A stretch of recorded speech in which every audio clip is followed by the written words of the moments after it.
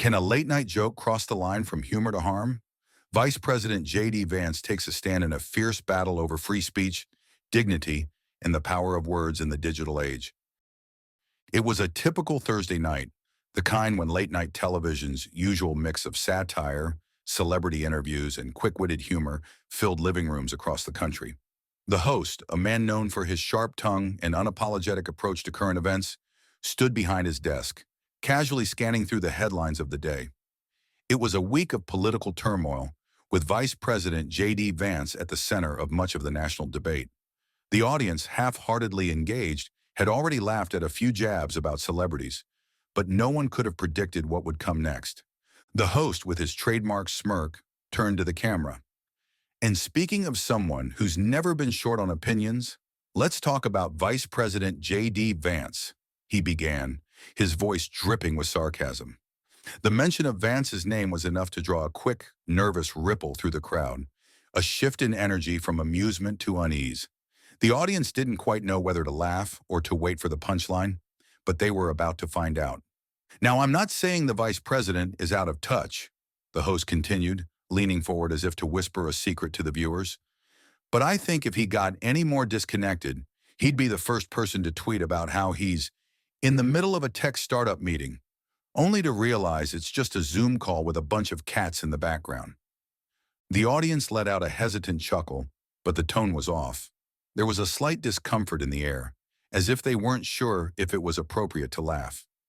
A few nervous glances were exchanged among the crowd, with some audibly shifting in their seats. The laughter didn't grow into the usual hearty roar that followed the host's jokes. Instead, it lingered uncomfortably in the air, fizzling out as quickly as it had begun. But the damage was done. The clip of the joke, uploaded by the show's social media team shortly afterward, began circulating the internet almost immediately. The viral speed of its spread was like wildfire. Clips reshared by users, memes created in response, and hashtags like just Vance joke and crossing the line trended within minutes. The political world, once accustomed to jabs at public figures, found itself split down the middle. Some embraced the joke as a simple, albeit edgy comment about the vice president's public persona. They argued that humor was subjective, and it was simply a comedian's prerogative to make fun of anyone in the public eye. On the other side, however, a passionate group of Vance's supporters, along with conservatives in general, decried the joke as unnecessary and mean-spirited. They saw it not as a punchline, but as an attack, one that crossed the line between humor and personal harm. It wasn't just a joke, it was a public humiliation. Inside his home, Vice President J.D. Vance sat in front of the television with his family, watching the broadcast. At first, he hadn't understood the extent of the moment. He had heard the buzz on social media, but now, seeing it for himself, it stung. His family, gathered around him, remained silent as the video played on the screen. His wife shot him a concerned look, but he was too focused on the words that hung in the air, piercing through the carefully crafted persona he had worked hard to build. He felt a knot tighten in his stomach. The joke wasn't just about politics or policy. It felt personal, an attack on his character, his dignity. What hurt the most was the realization that it wasn't an isolated incident or a spontaneous comment. It had been carefully constructed, planned with a cold precision to stir controversy.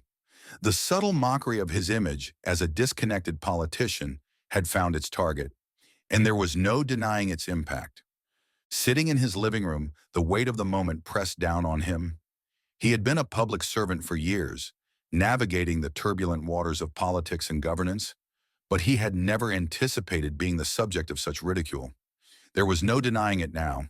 This wasn't just a comedian making light of his career, it was an assault on his reputation, one that couldn't be brushed aside with a dismissive laugh or ignored as just comedy.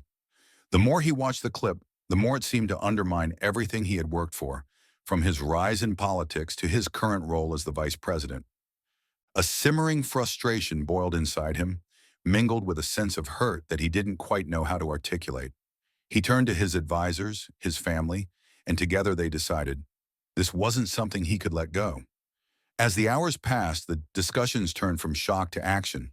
The possibility of taking legal action was raised. Was it worth it? Could he, as a public figure, win such a battle without making the situation worse? But Vance was resolute. This comment had gone too far. As the clip continued to make waves on social media, the media landscape began to reflect the growing divide. Liberal commentators, many of whom admired the host's style and cutting-edge humor, quickly rallied to defend the late-night comedian. They framed the joke as a clever critique of Vance's perceived out-of-touchness, a commentary on the political elite that had become the hallmark of late-night satire. To them, humor was about exaggerating the absurdities of public figures, and Vance, as a well-known political personality, was no exception. On the other side, conservatives rallied around Vance, denouncing the joke as an attack on his character and his integrity. They argued that the line between humor and mockery had been crossed, and the culture of public shaming had gone too far. For them, the real issue wasn't about comedy, but about dignity, the dignity of an individual who had chosen public service and who now found himself humiliated on national television for no reason other than to entertain. The debate escalated quickly. Headlines appeared across media outlets, some defending the joke as an exercise in free speech, while others argued that it was an example of media companies exploiting public figures for cheap laughs. The public seemed equally divided. Polls showed an even split between those who saw the joke as harmless and those who saw it as a dangerous precedent for how public figures could be treated. It was clear that this was no longer just about a late-night punchline. It had become a cultural flashpoint, a clash between competing values, freedom of expression versus accountability. For many, the question became whether satire had gone too far, or whether society was simply too sensitive to understand the role of humor in critiquing those in power. The conversation, which began as a comedic moment on a late-night show, quickly grew into a larger reflection on the ethics of media, the responsibilities of comedians, and the expectations placed on public figures in the modern age. It was clear that the aftermath of this one joke would reach far beyond the television studio and into the heart of the ongoing debate about dignity, respect, and the role of humor in political discourse. After the viral joke, Vice President J.D. Vance decided to take legal action. Though a strong believer in free speech, he felt the joke was personal, intentional, and harmful. After consulting with family and legal advisors, he filed a lawsuit against the late-night host and the network, citing defamation, emotional distress, and reckless disregard for his integrity. The joke, he argued, had undermined his dignity and harmed his career. In a public statement, Vance emphasized that the lawsuit wasn't about silencing free speech, but about holding people accountable for the impact of their words. "It's not about silencing anyone's right to joke or speak freely," he said. "It's about holding people accountable for how their words impact others. This is about dignity, my dignity, and the dignity of those who serve this country." The response was mixed. Supporters praised his courage, while critics, including many in the entertainment industry, accused him of stifling humor. The media was divided, with some outlets focusing on the harm caused by public ridicule, while others defended the host's right to make jokes as part of political satire. The case quickly became national news, sparking a debate over free speech, the power of words, and their effects on public figures. Supporters of the vice president emphasized that words have weight, and while humor had its place in society, it should not come at the expense of someone's well-being. Many pointed to the fact that public servants like Vance were already subject to intense scrutiny for their policies and decisions. Personal mockery, they argued, was unnecessary and cruel. On the other side, late-night comedians, liberal commentators, and media outlets defended the host, framing the lawsuit as a dangerous attack on the very essence of free speech. They argued that satire and political humor were essential tools for holding those in power accountable. To them, the lawsuit was an affront to the tradition of using comedy to expose the absurdities of politicians, and they warned of a chilling effect on the creative freedom of comedians everywhere. The entertainment industry itself became divided, with several prominent comedians speaking out.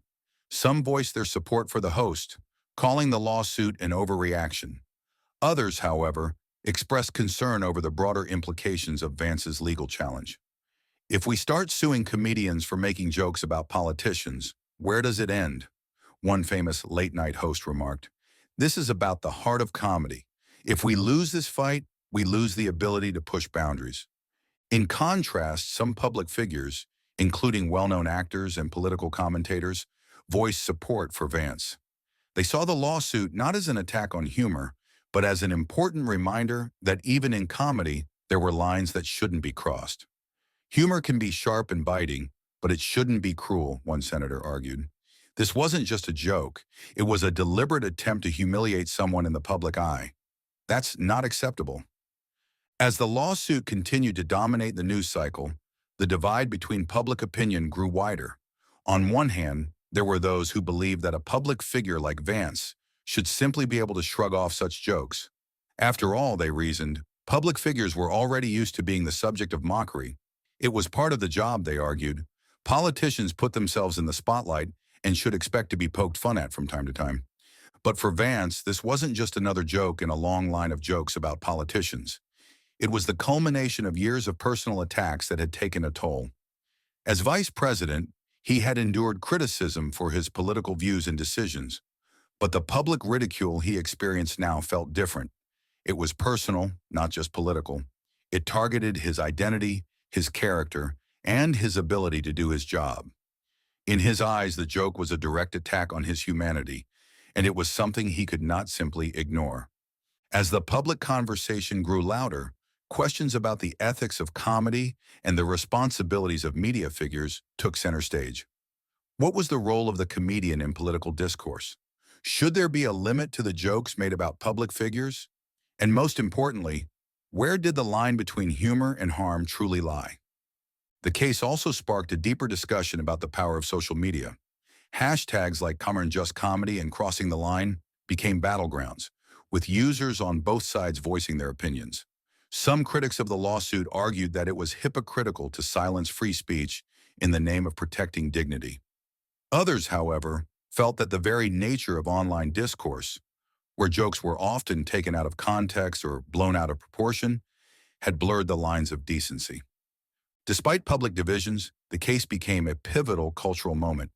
It was no longer about a late-night joke, but a debate over media accountability, the power of language, and how humor shapes public perception. Both sides recognized the lawsuit's potential to influence the future of the media landscape. As the trial continued, the national conversation intensified. Would the public support Vance's call for dignity, or would the comedian's right to free speech prevail? In the coming weeks, this legal battle would redefine the intersection of satire, free speech, and the boundaries of humor in society. The courtroom was packed, every seat filled with journalists, spectators, and supporters from both sides. The trial had evolved beyond a lawsuit. It symbolized the broader cultural clash over free speech, humor, and accountability. Vance sat quietly at the plaintiff's table, his expression calm, but his eyes betraying the weight of the moment. He had entered politics to serve, not to be ridiculed.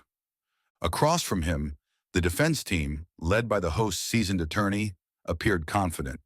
The judge, known for fairness, banged his gavel, signaling the start of the proceedings. This battle would shape not only the outcome of one late-night joke, but the future of media discourse in America. Vance's legal team began with their case. The prosecutor, experienced in defamation, stood firm. The defendant's joke wasn't just a comment, it was an assault on the vice president's reputation, he said. It was maliciously designed to humiliate a public figure for cheap laughs. This was not satire, it was cruelty disguised as comedy. He paused before continuing. This joke crossed the line from humor to defamation and emotional distress. The vice president, a dedicated public servant, doesn't deserve such ridicule, and we're here to seek justice for the harm done. The prosecutor presented the first piece of evidence, a video of the offending joke which played on the courtroom screen. The clip showed the host's sharp words and the audience's uncomfortable laughter. This moment was strategically chosen to let the jury feel the discomfort many had experienced upon hearing the joke. This is the moment, the prosecutor said, turning back to the jury. This is the moment when a man's dignity was stripped away for the amusement of others. This is the moment when words designed to entertain cross the line into something far darker. And we intend to show that the harm caused by this joke is not something that can be dismissed as just comedy. The prosecutor's argument was clear. The joke was harmful, intentional, and had deeply impacted Vance's reputation and mental well-being. As the defense prepared their opening argument, it was clear that this would not be an easy case for either side. When the defense team took the floor, the tone of the courtroom shifted. The host's attorney was a man who had spent decades defending the right to free speech. He was an expert in constitutional law, and he wasted no time in framing the case as a battle over the First Amendment. The right to free speech is the bedrock of our democracy, the defense attorney began, his voice booming with conviction. We cannot allow ourselves to get lost in the noise of political correctness and hypersensitivity. The defendant's joke was a piece of satire, a reflection on the public life of Vice President Vance. It was not intended to harm, it was intended to entertain, to provoke thought, and to hold a public figure accountable for his actions. The defense attorney continued, emphasizing the historical importance of political satire in American culture. From the days of Mark Twain to Jon Stewart, satire has been an essential tool for scrutinizing those in power. We laugh not because we are cruel, but because we are pointing out the absurdities that exist within the world of politics. If we begin to silence satire, we risk losing a fundamental part of our democratic process. The defense's argument was one of protection, the right of comedians to make jokes, even at the expense of public figures. They contended that Vance, as a well-known politician, was subject to the same scrutiny as any other public figure, and that humor was a valid method for addressing the political and social issues of the day. As comedians, our job is to challenge authority, to push boundaries, and to make people think, the defense attorney argued. This case is not about defamation. It is about protecting the right to free expression, which is enshrined in the Constitution. To rule against the defendant would send a dangerous message to every comedian, every writer, and every artist in this country. It was a strong opening, positioning the joke as an act of free expression and a necessary part of the cultural landscape. But it was clear that the case was far from settled. The jury would have to decide whether humor, in this case, had crossed a line or was simply fulfilling its role in the broader discourse. As the trial progressed, both sides began calling witnesses to the stand. Vance's legal team brought in a mix of personal and professional witnesses to support their case. Colleagues from Vance's political career spoke about his dedication to public service, emphasizing that he was a man who took his role seriously and that this kind of ridicule had caused him significant emotional distress. Family members also testified about the toll the joke had taken on Vance's personal life, describing sleepless nights and moments of frustration as the joke continued to circulate in the media. Perhaps the most compelling testimony came from a media ethics expert who argued that public ridicule had profound psychological effects, especially on public figures like Vance. Public figures are under constant scrutiny, but when the scrutiny turns to mockery, it's different, the expert explained. The impact on their mental health can be profound, especially when the humor is not constructive, but degrading. On the other side, the defense called upon comedians and cultural critics to defend the importance of satire in society. One comedian, a former writer for the host show, argued that the joke was an example of the role humor played in holding those in power accountable. Comedy has always been a mirror to society, the comedian said. We make jokes about people in power to show their flaws, their hypocrisy, and their disconnect from the average person. It's not about being mean, it's about making a point. The rising tension in the courtroom was palpable. The jury seemed divided, caught between the emotional testimony of Vance's supporters and the defense's powerful arguments about the sanctity of free speech. The trial had become a spectacle in itself, and it was clear that both sides were preparing for a long, hard-fought battle. The case had moved beyond one joke. It had become a referendum on the balance between humor, accountability, and the rights of individuals in the public eye. The trial had already taken unexpected turns, but the most shocking moment came when a surprise witness was called to the stand, a former employee of the network, William Carter. His testimony would not only change the direction of the case, but also the public's perception of the entire situation. Carter had worked for the network for over 5 years in various production roles before leaving abruptly 6 months prior. He had remained out of the spotlight, content to live quietly, but his decision to come forward now would prove pivotal. As he took the stand, he looked uneasy but resolute. The courtroom buzzed with anticipation. Few had expected an insider to speak out in such a high-profile case. "I worked on the show for several years," Carter began, his voice steady but edged with emotion. "I was involved in the production of many episodes, and I saw how things worked behind the scenes. The comedy, the jokes, the sketches, they were often planned with an eye toward controversy. It wasn't about making people laugh as much as it was about making them react." He paused for a moment, scanning the courtroom, then continued. "One of the things I remember most clearly was a meeting where the host and the producers discussed ways to increase ratings. The idea wasn't just to entertain, it was to provoke. They wanted to push boundaries and take shots at public figures in ways that would spark outrage. The more outrage, the better. And this joke about Vice President Vance, it was not spontaneous. It was planned." The defense lawyer immediately shot to his feet, objecting. "This is pure speculation. The witness can't speak to the intent behind the joke." The judge overruled the objection, allowing Carter to continue. And Carter pulled up a folder of documents and handed them to the prosecutor. The room went silent as the prosecutor displayed the evidence on the screen for the jury. A series of internal emails from the network executives and producers, all discussing strategies to provoke controversy.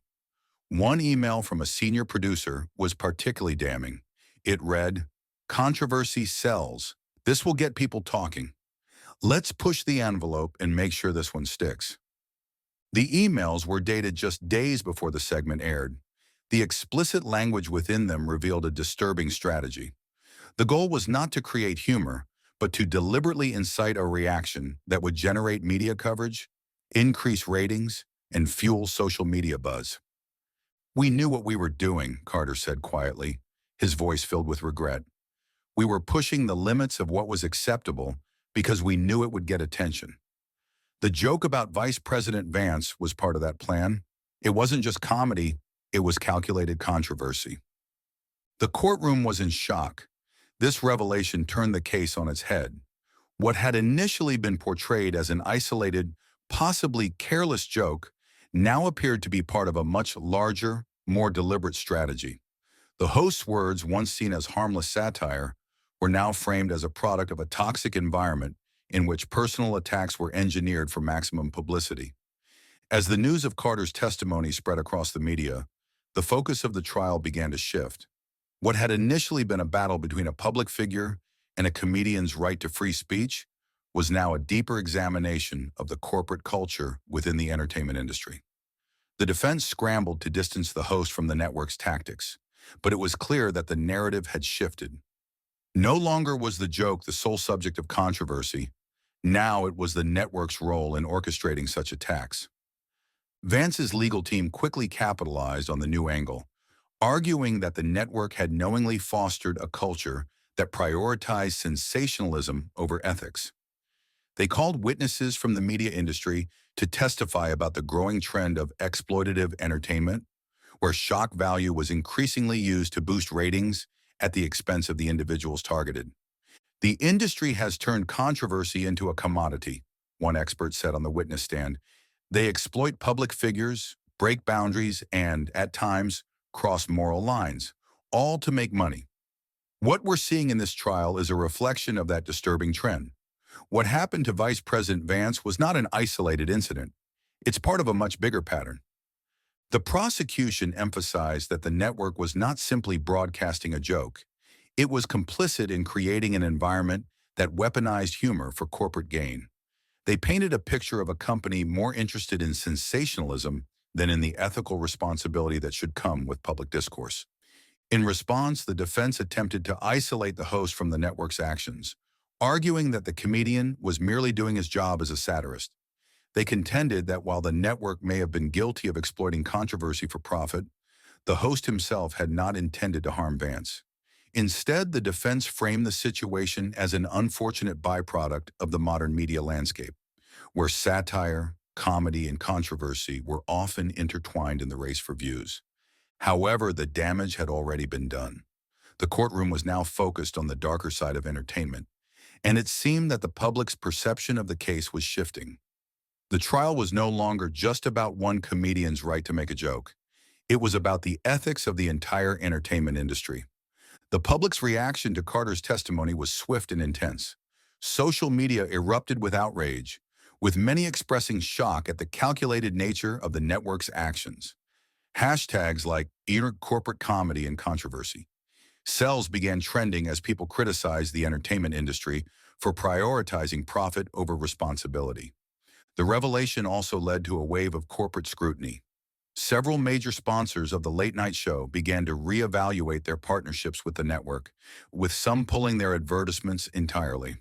In the wake of the bombshell testimony, the show's advertisers faced pressure from consumers and advocacy groups to distance themselves from the program, which now appeared to be part of a much larger ethical crisis. The media, too, shifted its focus. News outlets that had once defended the host as a champion of free speech began to question the ethics of his show's production. Prominent critics called for a reevaluation of what constituted ethical entertainment and whether the commodification of controversy had gone too far. Meanwhile, Vance's supporters, who had been skeptical of the lawsuit's potential to succeed, began to rally around him with even greater fervor. Many now saw his legal battle not just as a fight for personal dignity, but as a larger stand against an industry that had normalized cruelty disguised as comedy. The broader cultural conversation shifted from whether the joke was harmful to how the media industry was shaping public discourse through sensationalism and exploitation.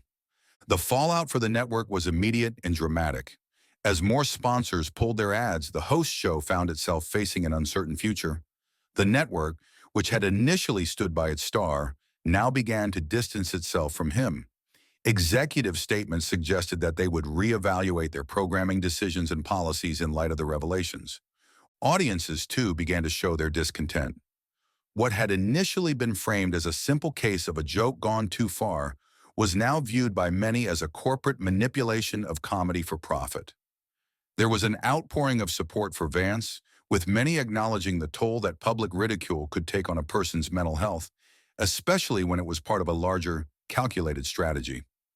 The case had become a referendum on the responsibility of media companies to consider the human cost of their programming. What had once been an isolated legal battle now seemed poised to spark broader conversations about the ethical boundaries of entertainment and the role of satire in the modern media landscape. As the trial continued, it was clear that the revelations had set in motion a series of cultural shifts that would have lasting implications for both the entertainment industry and public discourse at large. After weeks of intense legal wrangling, bombshell revelations, and shifting public opinion, the trial finally reached its climax. The jury, a group of 12 men and women, deliberated for several days before delivering their verdict. The courtroom was filled with tension as the judge called for order and prepared to announce the decision. "Ladies and gentlemen, we have reached a verdict," the judge said, his voice steady as he held the paper in his hands. "We, the jury, find the defendant guilty of defamation and emotional distress in the case of Vice President J.D. Vance versus the network. Additionally, we find the network guilty of fostering an unethical environment that encouraged the creation and airing of content with reckless disregard for the impact on individuals involved." A collective gasp rippled through the courtroom. The media had expected a close call, but the jury's decision was definitive. The defendant, the host of the late-night show, had been found guilty. The jury had also determined that the network, as a corporate entity, played an active role in perpetuating a toxic atmosphere of sensationalism for ratings and profit. The judge, however, emphasized that the verdict was not a condemnation of free speech or the role of humor in public discourse. "This ruling," the judge said, "is not a judgment on satire or comedy, nor on the right of individuals to express their opinions. This is about accountability, the responsibility of public figures, including entertainers, to understand the real-world impact of their words and actions. When humor crosses the line into harm, there must be consequences. It is not an attack on creativity, but a recognition that humor, like any form of expression, carries responsibility." The courtroom fell silent as the impact of the verdict sank in. Vance, sitting at the plaintiff's table, allowed himself a brief moment of relief. He had entered this battle not seeking vengeance, but in an effort to restore his dignity and hold those responsible accountable. The outcome was a victory, but it was a complicated one. There was no satisfaction in seeing a man's career unravel, even if it was a necessary step toward holding the media accountable for its role in fueling a culture of cruelty. The immediate fallout from the verdict was swift and severe. The host, once a beloved figure in late-night television, saw his career disintegrate before his eyes. Within hours of the announcement, major sponsors began to pull their advertisements from his show, citing the negative public perception of the network's handling of the situation.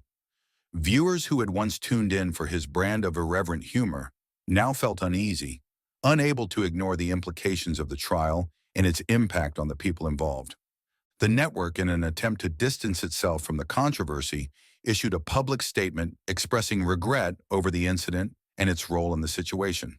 The statement made it clear that the network would be reevaluating its content production processes and striving to create an environment that prioritized ethical standards. But it was too little, too late. The damage had been done, and the show's cancellation soon followed. The host's personal life also took a hit. What had once been a successful career now lay in ruins. The public's affection for him quickly turned to disdain. The social media backlash was intense, with hashtags like Washer canceled and Washer accountability for comedy flooding platforms. Even his staunchest supporters struggled to defend his actions. Many saw the case as a turning point in the entertainment industry, a moment where the industry's appetite for controversy was finally confronted head-on. In the end, the host's public image was irreparably tarnished. His show, once a nightly staple for millions, was gone.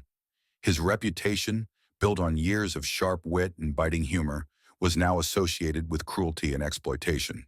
For him, the trial had been a reckoning, a painful reminder of the consequences of crossing moral boundaries in the pursuit of entertainment. The aftermath of the trial rippled through the entertainment industry and beyond.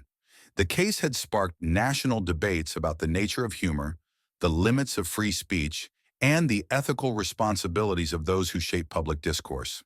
Public figures, commentators, and media experts all weighed in on the broader implications of the verdict, and it became clear that the ruling had set a new precedent for how public figures, especially comedians, would be held accountable for their actions. In the days following the verdict, several prominent comedians spoke out in defense of free speech, warning that the ruling could set a chilling precedent for the creative community. They argued that the case was an attempt to silence satire and comedy, stifling the very essence of artistic expression. Some questioned whether humor could ever truly be free if comedians had to worry about the potential legal consequences of their jokes. But others, including mental health advocates and public figures, celebrated the ruling as a long overdue recognition of the power of words and the need for accountability. They saw the verdict as a step toward a healthier media environment, one where the emotional toll of public ridicule and harmful rhetoric could no longer be ignored. For them, the case was not just about the right to make jokes, it was about respecting the humanity of those who were targeted. As the national conversation continued, many networks and media companies took note. Stricter content guidelines were implemented, and executives began to reconsider the types of programming that relied heavily on shock value. This shift was not about eliminating humor, but about finding a balance between comedy and respect. For the first time in a long while, the media industry had been forced to confront the consequences of its actions. In the weeks following the verdict, Vice President J.D. Vance addressed the public in a somber but thoughtful statement. Standing before the cameras, he reflected on the trial and its significance. "I didn't seek this battle," he said. "I didn't want to be the symbol of a larger cultural debate. I entered public service to make a difference, not to become a target for ridicule. But I also recognize that we are at a crossroads in how we treat one another in the public sphere. We must find a way to balance free expression with respect, humor with dignity. We cannot continue to allow cruelty disguised as comedy to be the norm. If we do, we risk losing the very thing that makes us human, our ability to empathize, to understand, and to care for one another." Vance's words resonated deeply with many. The trial and the subsequent verdict had forced the country to grapple with uncomfortable truths about the entertainment industry and the impact of its content. It had shown that while humor was a powerful tool, it was also one that carried immense responsibility. In the end, the case had not only changed the lives of the individuals involved, but had also sparked a much-needed conversation about the ethics of media and the role of humor in public life. The verdict was a reminder that words mattered and that the responsibility for their impact could not be ignored. It was a turning point in the ongoing struggle to balance free speech with empathy, and it left an indelible mark on the cultural landscape for years to come.